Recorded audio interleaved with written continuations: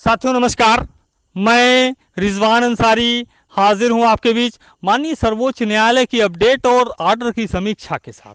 साथियों, कल हमारे भविष्य से संबंधित सबसे महत्वपूर्ण सुनवाई माननीय सर्वोच्च न्यायालय में हुई, जिसमें तमाम चीज़ें आपको सुनने को भी मिली इधर उधर से। चूंकि मैं वहां पर था, मौजूद था हियरिंग के दौरान। हियरिंग वीडियो कॉन्फ्रेंसिंग के माध्यम से हो रही थी। वकील साहब के चैम्बर में हम मौजूद थे और हमारे साथ में गाजियाबाद के कुछ साथी और नोएडा के भी कुछ साथी, जिन्हें पता था कि हम यहाँ पे हैं, तो वो भी आ गए थे और वो प्रत्यक्षदर्शी रहे पूरी की पूरी सुनवाई के। मैं आपको जरूर उस सुनवाई से रूबरू कराना चाहूँगा, अक्षरशः रूबरू कराना चाहूँगा कोर्ट अपडेट के माध्यम से। साथियों, जब सुनवाई स्टार्ट हुई, चूंकि आपको पता है कि हमसे पहले ही 2 याचिकाओं पर सुनवाई और होनी थी, उन याचिकाओं को टेकअप किया गया। एक याचिका पे मुकुल रोहतगी साहब सबसे पहले अपियर हुए। सीनियर मोस्ट सीनियर एडवोकेट है मुकुल रोहतगी साहब। वो जब अपियर हुए, उन्होंने कोर्ट में मामले को पक्ष को रखते हुए यह बताया कि यह शिक्षा मित्रों के रिन्यूअल से जुड़ा हुआ मामला है, उनके नवीनीकरण से संबंधित मामला है। दूसरी चीज उन्होंने बताई कि ये हम सिंगल बेंच से जीते थे और सिंगल बेंच में 40 और 45 हमें मिला था। पूरी तरीके से वो खुद कंफ्यूज थे, समझा नहीं पा रहे थे, ऐसा प्रतीत हुआ वहां पे। और साथ ही साथ उन्होंने बताया कि डबल बेंच में 60 और 65 पे नियुक्ति दे दी गई। कोर्ट ने उनसे पूछा कि कितने शिक्षा मित्र ऐसे हैं जो इसमें शामिल हैं।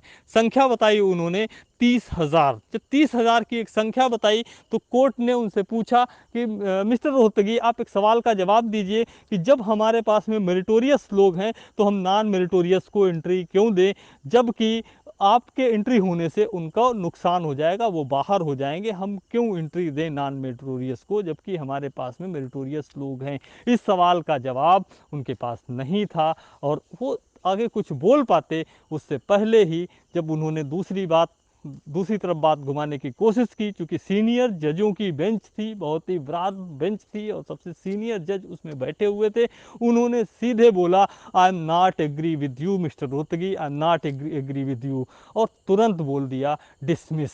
जैसे ये एक शब्द डिसमिस आया, खारिज आया, आप समझ सकते हैं, आप अंदाजा नहीं लगा सकते हैं कि हमारे पैरों में कपकपी शुरू हो गई, आंखों के सामने पूरा अंधेरा अंधेरा छा गया। ऐसा लग रहा था किसी ने धरती को फाड़ दिया है और उस धरती के अंदर हम लोग चले गए। क्यों? क्योंकि हजारों परिवारों की जो जो लाखों लोग हैं, उनकी उम्मीदें मर चुकी थी, उनके सपने मर चुके थे और जिस जोश खरोश के साथ में हम तैयारी कर रहे थे पिछले समय से, उसमें हम धाराशायी हो चुके थे, हार चुके थे। ऐसा जब बोला गया कोर्ट की तरफ से, उनका लिंक कट गया। चूंकि वर्चुअल हियरिंग थी, वीडियो कॉन्फ्रेंसिंग के माध्यम से हियरिंग हो रही थी। नेक्स्ट नंबर आया सीएस सुंदरम साहब, उसमें अपियर हुए। सीएस सुंदरम साहब से सीधे कोर्ट ने 1 मिनट में ही सवाल पूछ लिया कि मिस्टर सुंदरम, आप ये बताइए कि जब हमारे पास में मेरिटोरियस लोग हैं तो हम नॉन मेरिटोरियस लोगों को क्यों अपॉइंट करें, जबकि उनके अपॉइंट करने से मेरिटोरियस लोगों का नुकसान होगा। और इस सवाल के जवाब में जो वो घुमा के बात कर रहे थे, उससे कोर्ट सेटिस्फाई नहीं हुई। तब तक Dushyant Dave, senior advocate Dushyant Dave, bar council के अध्यक्ष हैं, वो भी जुड़ चुके थे। वी शेखर साहब भी जुड़ चुके थे, पीएस पटवालिया साहब भी लाइन पे जुड़ चुके थे। जवाब देते उससे पहले ही दुष्यंत दवे साहब ने कमान संभाली और उन्होंने बोला कि हमारे साथ में सीनियर एडवोकेट गोपाल सुब्रमण्यम साहब भी हैं। हम सभी चाहते हैं लॉर्डशिप कि हमारी इच्छा है कि गोपाल सुब्रमण्यम साहब हम सभी को लीड करें। चूंकि गोपाल सुब्रमण्यम साहब का लिंक जुड़ा था और कट गया था, उनके जो लाइन थी उसमें कोई टेक्निकल फॉल्ट आ रही थी, कोर्ट ने तुरंत आदेश किया, उन्हें फिर से लिंक के माध्यम से कोर्ट की तरफ से जोड़ा गया। गोपाल सुब्रमण्यम साहब फिर से कोर्ट में अपियर हुए और तब तक सीनियर एडवोकेट राकेश द्विवेदी साहब भी प्रेजेंट हो गए। पूरी स्क्रीन के ऊपर एक देखने वाला नज़ारा बन गया। वकीलों की एक जो सुप्रीम कोर्ट के टॉप के वकील थे, वो पूरी की पूरी एक जगह पे इकट्ठा दिखाई दे रहे थे। एक ऐसा नज़ारा बन गया कि पूरे के पूरे स्क्रीन पे सुप्रीम कोर्ट के जो सबसे बेहतरीन वकील थे वो कोर्ट के सामने मौजूद थे। ऐसे समय में जब उन्होंने बहस करना स्टार्ट किया, चूंकि गोपाल सुब्रमण्यम साहब ने इस बहस उनको पता चल चुका था कि याचिका खारिज हो चुकी है।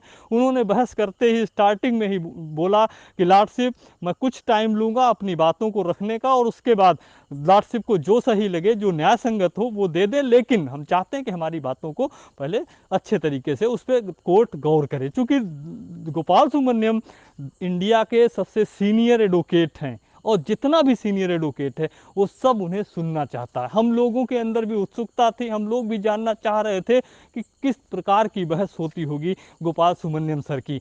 उस समय जब उन्होंने बोलना स्टार्ट किया तो मैं आपको बता दूं कि इतने लंबे जो हम लोगों ने सुनवाइयाँ देखी हैं, सैकड़ों बार हम लोग कोर्ट की ओपन हियरिंग में रहे हैं, बहुत से वकीलों के साथ हमने हियरिंग में प्रेजेंट रह के देखने का अनुभव मिला है, लेकिन जो जादुई और करिश्माई हियरिंग कल गोपाल सुब्रमण्यम साहब की हमें देखने को मिली, उसका कोई भी किसी भी तरीके का तोड़ ना तो है और ना ही शायद होगा, क्योंकि वो गॉड गिफ्टेड माइंड है, क्योंकि वो गॉड गिफ्टेड चीज़ है जो गोपाल सर को मिली हुई है, और जिसका मुजाहिरा कल कोर्ट के सामने हमें देखने को भी मिला, जिसका नज़ारा कल कोर्ट के सामने हमें देखने को भी मिला।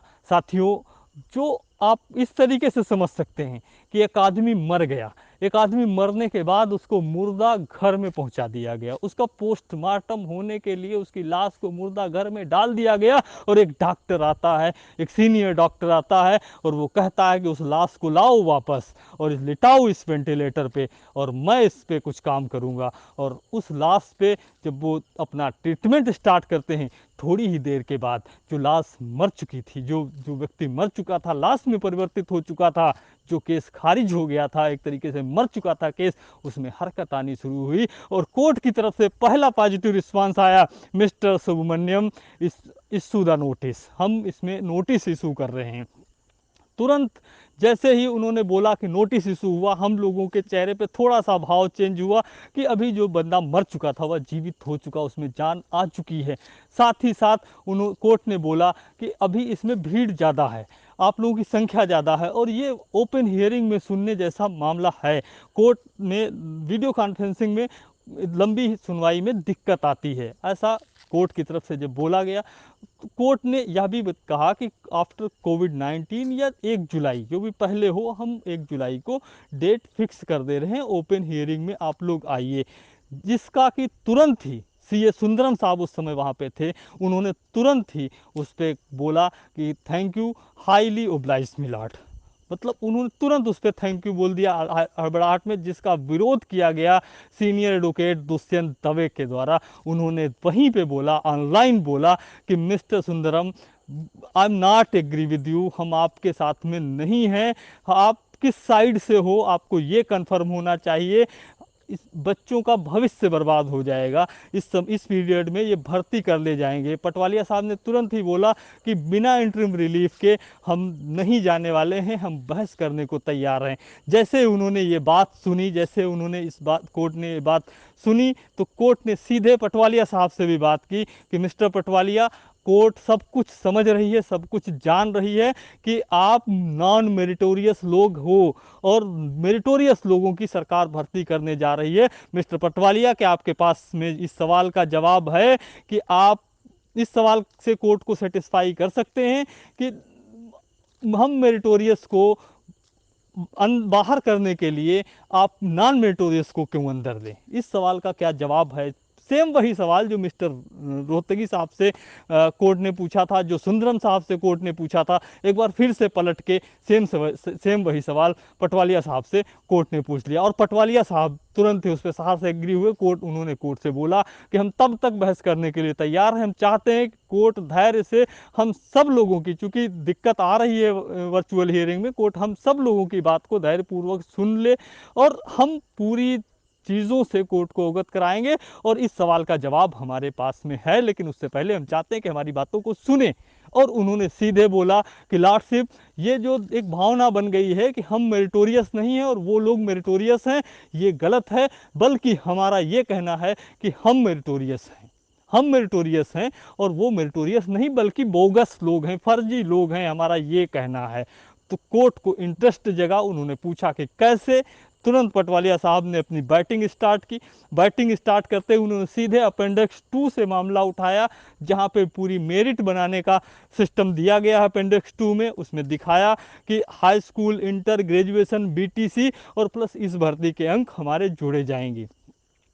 साथ ही साथ हमें भारांक मिला है, वेटेज मिला, जो लॉर्डशिप ने दिया है, आपने दिया है, उस भारांक को उसके बाद में जोड़ा जाएगा। ये हमारी मेरिट है। हमारी मेरिट किसी के साथ में मिला ली जाए, वो सबसे हाई होगी। और जबकि इन लोगों की मेरिट में आप बनाएंगे तो अपेंडिक्स 2 में इनकी व्यवस्था ही नहीं की सरकार ने। 22वें संशोधन में ये तो शामिल ही नहीं है, 23वें, 24वें, 25वें संशोधन से इनको शामिल किया गया। और वो संशोधन चूंकि भूतलक्षी संशोधन है, इसलिए वो अपने आप में अल्ट्रा वायरस होता है। जैसे ही जब इस पे उन्होंने चर्चा स्टार्ट की तो तुरंत ही, चूंकि विपक्ष की तरफ से तुषार मेहता साहब अपियर हुए थे और श्याम दीवान साहब अपियर हुए थे, तुरंत कोर्ट ने क्रॉस क्वेश्चन करना स्टार्ट कर दिया विपक्ष के वकीलों से, जिस पर विपक्ष की तरफ से सॉलिसिटर जनरल, भारत सरकार के महान्यायवादी, उन्होंने जो प्रेजेंट हुए थे, उन्होंने कोर्ट से बोला कि लॉर्डशिप हमें इस पे इंस्ट्रक्शन लेना होगा गवर्नमेंट से, और हमें 1 दिन का समय दे दिया जाए, कल का समय दे दिया जाए, कल हम इस पे आकर अपना पक्ष रख देंगे। कोर्ट इस पे एग्री नहीं हुई, कोर्ट इस पे सहमत नहीं हुई। साथ तुरंत ही, क्योंकि एकेडमिक मामलों के जिन्हें महारत हासिल है, राकेश द्विवेदी साहब सीनियर एडवोकेट, उन्होंने मोर्चा संभाल लिया। और उस मोर्चे के साथ में जब उन्होंने अपने हाथों में कमान संभाली तो उन्होंने सीधे बोला कि अब दूध का दूध और पानी का पानी हो चुका है, इनके पास हमारे सवालों के जवाब नहीं है। जबकि लॉर्डशिप चीज़ें खुली हुई हैं, हम मेरिटोरियस हैं, हम अच्छे लोग हैं, और किसी दुर्भावना के तहत हमें ज़बरदस्ती बाहर करने का एक प्लान किया जा रहा है। और जो कोर्ट ने जो जजमेंट पारित किया है, वो जजमेंट एक तरह से एक पक्षी है। इस मामले पे तुरंत काउंटर किया विपक्ष की तरफ से श्याम दीवान साहब ने, और उन्होंने कोर्ट से बोला कि एमसीडी के जजमेंट पे उन्होंने चर्चा कर ली। उन्होंने कहा कि 7 तारीख को हम परीक्षा के बाद भी पासिंग मार्क लगा सकते हैं, ये राइट है, एमसीडी का ये जजमेंट है पूरा। उन्होंने उस जजमेंट को कोट किया और पढ़ के सुनाया भी। अब कोर्ट में एक प्रकार का कन्फ्यूज़न का मामला क्रिएट हो गया, और इस पूरे के पूरे कन्फ्यूज़न जब क्रिएट हो गया, उसी समय फिर से दुष्यंत दवे साहब ने अपनी बातें कोर्ट में रखनी स्टार्ट की, पूरी शुरू से लगा के और आखिरी तक कोर्ट को समझाने का प्रयास किया, और कैसे हमारा नुकसान होगा यह भी बताने का प्रयास किया। क्योंकि आप समझ सकते हैं कि एक चीज़ जो ख़त्म हो चुकी थी, एक याचिका जिसको खारिज किया जा चुका था, और उस याचिका पे फिर से तुरंत स्टे करना एक प्रकार से कोर्ट को भी कहीं ना कहीं अपने आप कटघरे में खड़ा करने जैसा था। जैसे आप मान लीजिए कि आप कोई भी काम अगर कर देते हैं और उसके तुरंत बाद आपको उसी काम को अगर पलटने को बोला जाए, तो आप 20 बार और 50 बार उस पर सोचने और विचारने का काम करेंगे। साथियों, जो पैनल हमारे पास था, उस पैनल के लिए कल स्टे लेना, कल स्टेटस को कराना, मेरे हिसाब से 15 से 20 मिनट की सुनवाई का काम था। लेकिन हमें स्टे से के अतिरिक्त चीज़ों को जिंदा करने में, जो चीज़ें बिगड़ गई थी उनको बनाने में 2 घंटे गंवाने पड़े। 2 घंटे हमारे सीनियर वकीलों का पसीना बहाना पड़ा। और मुझे कल ये एहसास होता है कल से कि अगर कहीं भी हमने किसी भी और कॉन्फिडेंस में रह के इतना बढ़िया पैनल ना खड़ा किया होता, तो कल कुछ हमें हाथ नहीं मिलता, कुछ भी मिलता ही नहीं, हमारे हाथ कुछ नहीं मिलता, और सारी चीज़ें खाली चली गई होती। क्योंकि राकेश द्विवेदी साहब एकेडमिक मामलों के जो महारथी हैं, उन्होंने जब बातों को रखा, अपनी चीज़ों को कोर्ट के समक्ष प्रेजेंट किया, 1,37,000 पदों की भी बात उन्होंने की, और उन्होंने आनंद यादव के जजमेंट पे भी पूरा चर्चा किया, और आर्टिकल 14 पे भी उन्होंने बात की कि जब एक बार आप एक भर्ती में ऐसे कर चुके हैं, तो इस भर्ती में किस प्रकार से आप अधिक अंक मांगने के अधिकारी हैं, आप नहीं मांग सकते। और लॉर्डशिप का ही दिया हुआ जजमेंट है, लॉर्डशिप के जजमेंट से शिक्षा मित्र बाहर हुए हैं। कोर्ट ने सरकार से पूछा कि अभी उनके पास में कितने ऐसे लोग हैं, जो कितने ऐसे शिक्षा मित्र हैं जो इस भर्ती में अपियर हुए हैं। सरकार के पास में किसी भी सवाल का जवाब नहीं था। जो सॉलिसिटर जनरल साहब, महान्यायवादी साहब अपियर हुए थे सरकार की तरफ से, तो कोर्ट ने सीधे बोला कि हम एक पॉइंट नोट करवा रहे हैं। उनको कुछ पॉइंट नोट करवाए गए, इन पॉइंट पे एक जवाब आप तैयार करिए। पहला पॉइंट ये था कि इस समय वर्तमान में उत्तर प्रदेश के अंदर कार्यरत शिक्षा मित्रों की संख्या। दूसरा था कि उन शिक्षा मित्रों में से अब तक जो पिछली 68,500 आपने की है उसमें कितने नियुक्त हुए, और इस जो 69,000 आप कर रहे हो इस भर्ती में कितने शिक्षा मित्र हैं जो अपीयर हुए, और उन अपीयर हुए शिक्षा मित्रों में से ऐसे शिक्षा मित्रों की संख्या जो 40 और 45% के क्राइटेरिया को क्रॉस करते हैं वो कितने हैं, और जो 40 और 45 के क्राइटेरिया को क्रॉस कर रहे हैं उन सभी का रोल नंबर, नाम, और उन सभी का जो नंबर, जो प्राप्तांक है, वो आप एक चार्ट बना के कोर्ट के सामने अगली 6 जुलाई को लेकर आएंगे, ऐसा इंस्ट्रक्शन दिया। हमारी तरफ से जब डिमांड की गई, हमारी तरफ से मांग की गई कि कोर्ट में प्रोटेक्ट करने की और स्टे करने की, तो कोर्ट ने कहा कि हम ओपन हियरिंग में इस मामले को सुनेंगे, पूरा का पूरा इस पे मंथन करेंगे, और आपको हम यकीन दिलाते हैं कि आपका कहीं से भी इसमें अहित नहीं होगा। साथियों, जो जजमेंट आया, कई प्रकार के कयास लगाए गए, कई प्रकार की चीज़ें लगाई गई, क्योंकि उस समय कोर्ट ने अपना कोई जजमेंट सुनाया नहीं था। थोड़ी देर के बाद जो साइट होती है सुप्रीम कोर्ट की, उस साइट के ऊपर या शो करने लगा या दिखने लगा कि स्टे हो गया, स्टे ग्रांट। सभी ने देखा, पूरे प्रदेश के सब साथी ने देखा, हमारे विरोधियों ने भी देखा, सरकार ने भी देखा, हमारे वकीलों ने भी देखा। जब हमने वकीलों से इस पे किया तो वकीलों ने और सभी ने, पक्ष और विपक्ष सभी ने ये मान लिया कि स्टे हो गया। 1 घंटे तक वो वेबसाइट पे देखा गया, उसके बाद वो चीज़ वहाँ से हट गई और स्टे की जगह पे इशू द नोटिस लिख के आया।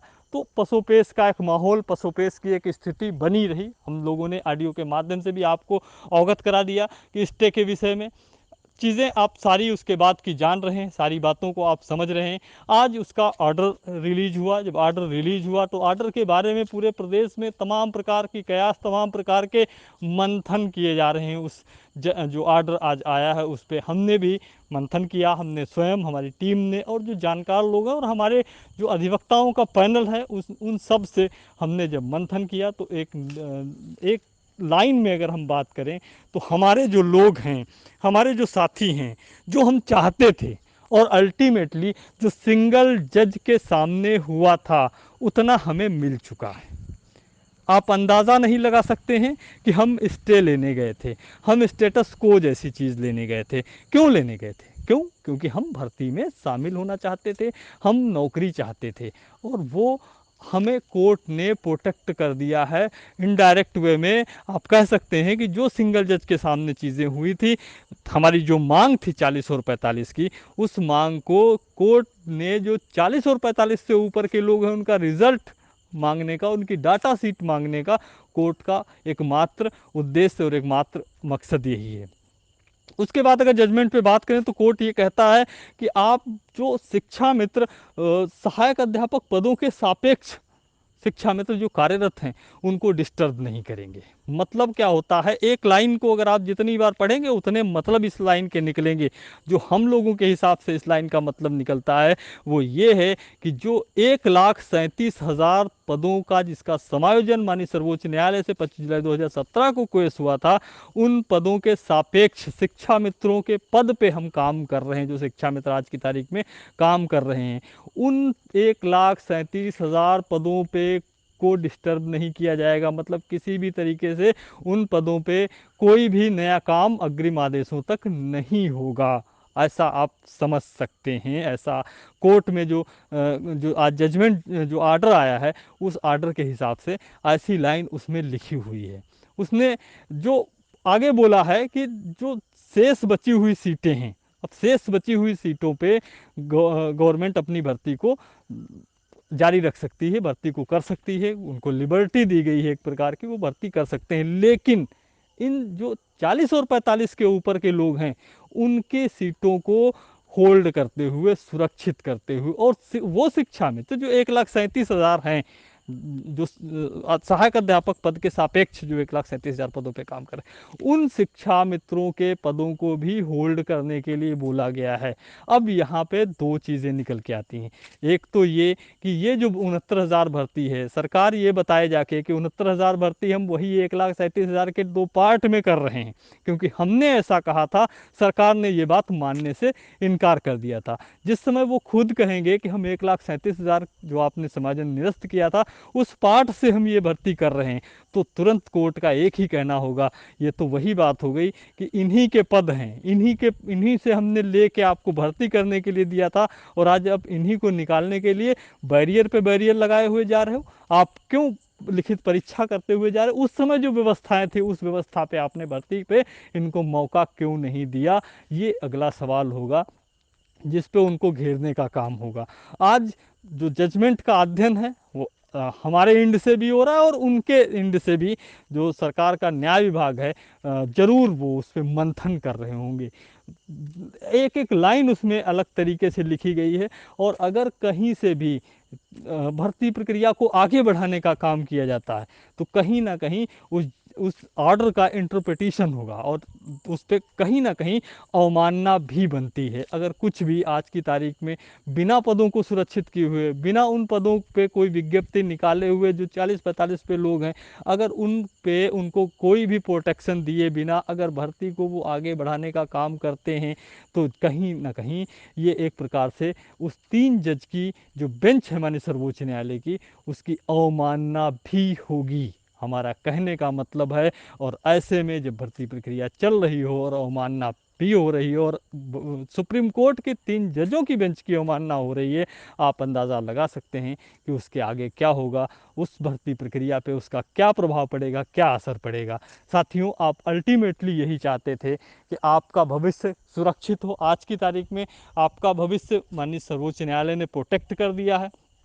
मैं एक बात और क्लियर कर देना चाहता हूँ, पूरी तरीके से स्पष्ट कर देना चाहता हूँ कि किसी भी पिटिशनर को राहत नहीं दी है, याचियों को राहत नहीं दी है, और ना ही वो याचियों को राहत देने जैसी मंशा है माननीय सर्वोच्च न्यायालय से। जो भी व्यक्ति टेट पर पास हैं, जो भी व्यक्ति इस परीक्षा में अपियर हुए हैं, उनका डाटा मांगा गया है।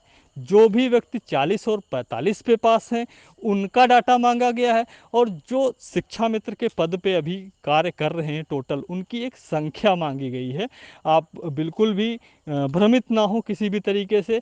पूरे जो 40 और 45 पे जो लोग क्रॉस कर रहे हैं, उनकी संख्या देने का काम, उनके रिजल्ट आपने देखा है, उस रिजल्ट को देने का काम सरकार को करना है, हमें और आपको नहीं करना है। यदि उन आंकड़ों में, चूंकि आंकड़े हम लोगों के पास भी हैं, यदि उन आंकड़ों में कुछ भी ऊपर नीचे होता है तो उसके लिए हमें 1 सप्ताह का टाइम दिया गया है। उस 1 सप्ताह में हम माननीय न्यायालय में अपना काउंटर दाखिल कर सकते हैं, और फिर 14 जुलाई को फाइनल हियरिंग होगी, 14 जुलाई को फाइनल सुनवाई होगी कोर्ट के समक्ष। अब हम गए थे वहाँ पे 40 और 45 के लिए। 40 और 45 की लड़ाई हमारे हिसाब से प्रोटेक्शन में है, सुरक्षित है, क्योंकि लड़ाई अभी लंबी है, अभी आगे बहुत दूर तक जाना है। उसके लिए हमें अच्छे तरीके से तैयार रहना होगा, और हर चीज़ के लिए हमें मानसिक रूप से तैयार होना होगा। लेकिन मैंने शुरू में ही आपसे बोला था, शुरू में ही कहा था आपसे कि हमें खुले हैंड से और जो हम कर रहे हैं वो करने दिया जाए। आज कल की सुनवाई में आप सभी ने देखा कि जो हम करना चाह रहे थे, हमें हमारे विरोधी हमारे सामने बैरियर लगा दें, रोड़ा लगा दें, कोई दिक्कत नहीं। लेकिन जिस प्रकार से हम अपनी ऊर्जा अपने ही एक भाई की गंदगी को साफ करने में खर्च कर दे रहे हैं, वो ऊर्जा अगर हम वो 2 घंटा जो हमने इस उस मुर्दे में जान डालने के लिए काम किया हमारे वकीलों ने, अगर वो 2 घंटा हमने उधर लगाया होता तो और कुछ मिल गया होता। ऐसा आप अच्छी तरीके से, आप बुद्धिमान हैं, समझ सकते हैं कि मरी हुई चीज़ को पुनः जिंदा करने में, जिंदा साबित करने में जो टाइम लग गया, उस टाइम को हम कहीं और भी खर्च कर सकते थे, जहाँ से और कुछ मिल सकता था। बहरहाल अभी इस पूरे मामले पे मेरा अपना जो निजी जो व्यू है, ये मामला हम और कहीं मोड़ के भी ले जाने का काम करेंगे, और पूरे शिक्षा मित्र समाज का यहाँ से कल्याण और भविष्य एक प्रकार से उसकी दिशा और दशा तय होनी है। क्योंकि 1,37,000 का और पूरे शिक्षा मित्र का कहीं ना कहीं कोर्ट के मन में कुछ ना कुछ पहले से चल रहा है। इससे पहले भी वो डाटा मांगते रहे और उनको डाटा नहीं मिला है। आज स्थितियां ऐसी बनी कि सरकार की मजबूरी बन गई है डाटा देना। क्यों? क्योंकि इन चीज़ों को पालन किए बिना जो चीज़ें हैं उन चीज़ों को पालन किए बिना कोई भी भर्ती प्रक्रिया, कोई भी चीज़ें आगे नहीं जा रही हैं। और साथ ही साथ कोर्ट ने एक बात और भी बोली थी, यदि आप इस दौरान किसी को किसी भी प्रकार की कोई अपॉइंटिंग देते हो, नियुक्ति देते हो, तो उसे आप बताओगे कि चीज़ें माननीय सर्वोच्च न्यायालय में चल रही हैं। इसके पीछे भी उनकी मंशा थी। मैं उन साथियों को बता देना चाहता हूँ कि आपके भी नियुक्ति पत्र पे लिखा हुआ था कि मामला माननीय न्यायालय में विचाराधीन है। जब समायोजन हुआ था और समायोजन केस हुआ, उसका निर्णय आप जानते हैं। तो कुछ भी संभव है आगे जाकर, वो बाद की विषय है। पहले हमारी सुरक्षा और हमें जो हमारा अधिकार है उसको हम कैसे प्राप्त कर सकें और भविष्य को सुरक्षित कर सकें। साथ ही साथ हमारे उन नॉन टेट भाइयों के लिए हम कितना और बेहतर कर सकते हैं, क्योंकि वो हमारे परिवार का हिस्सा है। इसलिए जितना भी होगा, जितने भी प्रयास प्रयत्न होंगे, लेकिन हम ज़रूर कहना चाहेंगे ये चीज़ें अगर बनाई गई हैं किसी भी तरीके से, तो इनमें इनको अब खेलने का और खिलवाड़ करने का काम ना किया जाए। हम लड़ रहे हैं, हमें लड़ने नहीं दिया जाए। एक बार पुनः जो पहले हमारे साथ माननीय सुप्रीम कोर्ट में हो चुका है, उस इतिहास को दोहराने का काम ना किया जाए। ऐसी हमारी गुजारिश है, सभी से गुजारिश है, नॉन टेट से भी टेट से भी। हम कर रहे हैं, हमें कर लेने दीजिए। और हम इस पूरे के पूरे मामले में आपको बताते चले कि हम किसी से भी किसी भी प्रकार का आर्थिक सहयोग नहीं ले रहे हैं।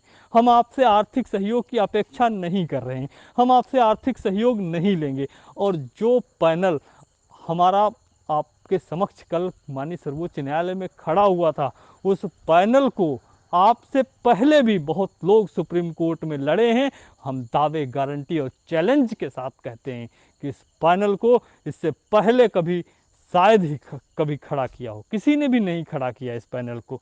हम लोग सीमित संसाधनों में भी इतने अच्छे पैनल को उतारने का अगर काम कर रहे हैं, तो आप यकीन जानिए कि हमें जो ज़रूरी लगेगा, जो सही लगेगा, जो चेहरा चाहिए होगा, उसको हम ले आएंगे। आपको कहीं से भी उस मामले में शिकायत का मौका नहीं मिलेगा, लेकिन हमें कर लेने दिया जाए। जिस प्रकार हम चाहते हैं उस प्रकार से हमें लड़ लेने दिया जाए। क्यों, मैं एक बात और बताना चाहता हूँ, हालांकि ये बातें बहुत लंबी हो जा रही हैं, चीज़ें बड़ी आगे खिंच जा रही हैं। इस वजह से हम आपके बीच में पुनः आने का प्रयास करेंगे। मैं कुछ चीज़ें और ज़रूरी बता देना चाहता हूँ कि हम इलाहाबाद में भी अपने प्रयास कर रहे थे। इलाहाबाद में भी हमने एडवोकेट सत्येंद्र कुमार त्रिपाठी साहब के माध्यम से जो दिनेश कुमार की याचिका है उस पर काम स्टार्ट किया था, जिसकी हियरिंग आज होनी थी, वर्चुअल हियरिंग। चूँकि इलाहाबाद में वर्चुअल हियरिंग का सिस्टम अभी बहुत अच्छा नहीं है, इसलिए वो हियरिंग नहीं हो पाई।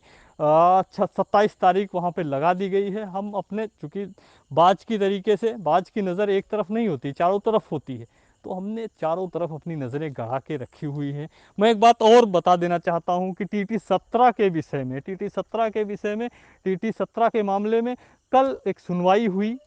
संध्या वर्मा के नाम से 119/2019 याचिका संख्या है, जिसके साथ में दर्जनों याचिकाएं टैग हैं। उस पर सुनवाई हो चुकी है और कोर्ट ने 26 तारीख की डेट फिर से, चूँकि अर्जेंसी थी, अर्जेंसी को देखते हुए कोर्ट ने 26 तारीख की डेट फिर से मुकर्रर कर दी है। जिन साथियों के रिज़ल्ट के ऊपर कोर्ट केस लिख कर आ रहा है, कई साथी उस पूरे के पूरे मामले को भूल गए होंगे, क्योंकि हम उसको लगातार और लंबे समय से लड़ते हुए चले आ रहे थे। उनको भी परेशान होने की ज़रूरत नहीं है, वो लड़ाई हमारी जारी है। हम उसको पूरी तरह से गोपनीय रखे हुए थे, अभी भी वो गोपनीय है, लेकिन बहुत जल्द उन सभी साथियों को भी रिज़ल्ट भी मिलेगा और इसमें जो 40-45 के क्राइटेरिया में आएंगे वो सुरक्षित भी होंगे। लेकिन हम उनको बता देना चाहते हैं कि हम किसी भी प्रकार का, किसी से भी किसी भी तरीके से आर्थिक सहयोग की हम अपेक्षा नहीं करते हैं, मानसिक सहयोग की अपेक्षा ज़रूर आपसे करते हैं। हमें आप जितना अधिक मानसिक सहयोग दे दोगे, उतना अधिक हम आपके लिए और ऊर्जा के साथ कार्य करेंगे। और हम धन्यवाद देते हैं हमारे सभी सीनियर एडवोकेट्स का, चाहे वो वी शेखर साहब हों, चाहे वो राकेश द्विवेदी साहब हों, चाहे वो दुष्यंत दवे साहब हों, चाहे वो PS पटवालिया साहब हों, और चाहे गुरुओं के गुरु महागुरु गोपाल सुब्रमण्यम साहब हो। और सबसे अधिक अगर हम किसी का धन्यवाद देते हैं तो हम सभी के विधि विशेषज्ञ, जिन्होंने पूरी की पूरी इस महाभारत की रचना की, आर के सिंह साहब, एडवोकेट आर के सिंह साहब का, उनका भी हम बहुत बहुत धन्यवाद देते हैं, आभार व्यक्त करते हैं। हम शीघ्र ही आपके समक्ष उपस्थित होंगे। मेरे मन में कुछ है कहने को, लेकिन मैं कुछ कह नहीं पा रहा हूँ, कुछ हम कहना चाहते हैं।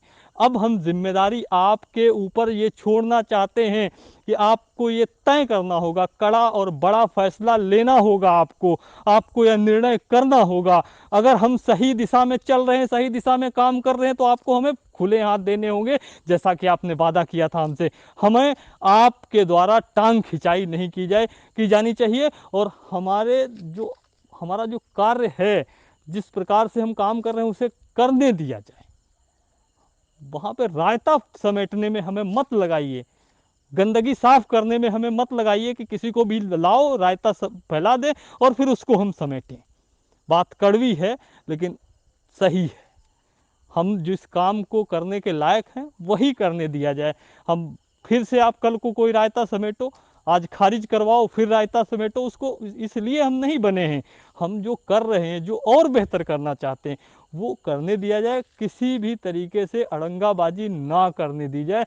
ये जिम्मेदारी अब आपकी है साथियों, हम आपके ऊपर निर्भर करते हैं। और यदि आपको लगता है, प्रदेश के किसी भी साथी को अगर 1% आज की तारीख में लगता है किसी भी तरीके से, तो वो अपने हाथों में कमान संभाल सकते हैं।